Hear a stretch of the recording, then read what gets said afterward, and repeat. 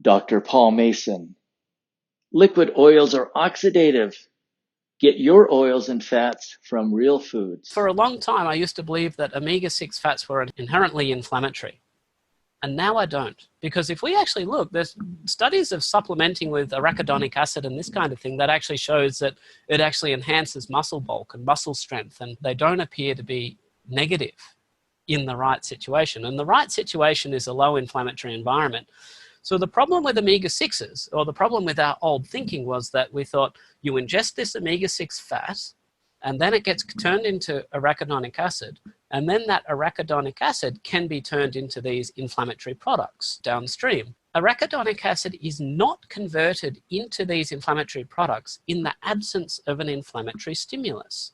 So if you're in a low inflammatory state, your arachidonic acid is just sitting there, and it can produce good things, but it won't produce these bad things. And in actual fact, when we put people, there's one study I know of that actually looked at arachidonic acid levels on a low-carb diet, which we know is a low-inflammation diet, and they actually found that arachidonic acid levels increased. And that fully supports this view that there's less conversion of arachidonic acid into these negative products. And the reason that all these vegetable and seed oils are associated with bad health is not, in essence, because they're high in omega-6, it's because they're high in oxidized products. So when you have any fat, for it to be liquid, it has to have double bonds between carbons. The more double bonds, the more liquid it is. So basically, the liquidity or solidity of a fat is proportional and a good surrogate marker for how saturated or unsaturated it is. And any fat that has these double bonds between carbons is prone to oxidation. And that can be omega-3 fats just as much as omega-6 fats. And this is critical to understand because people supplementing with fish oil, they're not necessarily doing themselves a service. And they did a study a couple of years back in Australia, so went around to 2 different pharmacies in Sydney, local here, and bought all the available fish oil supplements that didn't have additives to them and measured their oxidation state. And every single one of them had was oxidized. So fish oil is not safe. So the premise is that if you want to avoid oxidized fats, then you better get it from food, because the definition of oxidized fats in food is rancidity. If you are not going to eat something that's rancid, then you're probably not going to be ingesting high levels of oxidized fat. So if you want your omega-3s, have some salmon that's not rotten. Have some grass-fed beef that's fresh. So, and you'll also get your omega-6s this way as well. And the problem is that when we ingest, say, if we have a vegetable or seed oil, this just forms the largest part of oils in our diet, and that's why we get most of these oxidized products. They get absorbed through our chylomicrons. They attack the liver. We also know that these oils are oxidized incredibly quickly. So even within a matter of hours, there was one paper I read on walnut oil, and I think it was tested 6 hours after harvest. It already had significant amounts of oxidation. So even if you're buying, single press extra virgin olive oil that's kept in a cool cupboard that's in a brown jar, it's not going to be enough.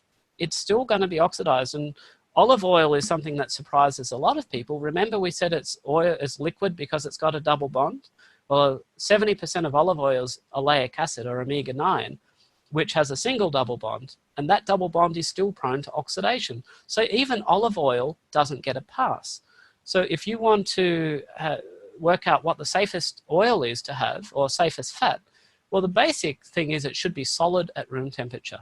The more solid it is, that's a really good surrogate marker for the less double bonds, less prone to oxidation. And one more key point here is you have to strictly control your blood sugar levels. I did a study looking at oxidized oil intake and how much was actually taken up into the body in a group of well-controlled diabetics and poorly controlled diabetics and healthy people. And what they actually found is that the level of oxidized products that ended up in your system in the poorly controlled diabetics was significantly greater, order of magnitude greater than in people who were either well-controlled or didn't have diabetes in the first place. And we know this makes sense because fluctuations in your blood sugar levels actually does generate oxidative stress within the mitochondria. So we've got evidence of this as well. So what I'm now recommending for my patients is that they avoid any liquid fat, including fish oil. And if they want to make sure they get their fish oil, it's got to be from fresh food. And that includes not having olive oil. And if they still are having any oils at all, it's absolutely essential that they have strict blood sugar control. Studies have shown that supplementing with arachidonic acid, a long-chain omega-6 fatty acid, enhances muscle bulk and muscle strength. And it's not negative in a low inflammatory environment. Vegetable and seed oils are bad, not because they're high in omega-6 fatty acids, but because they're high in oxidized products.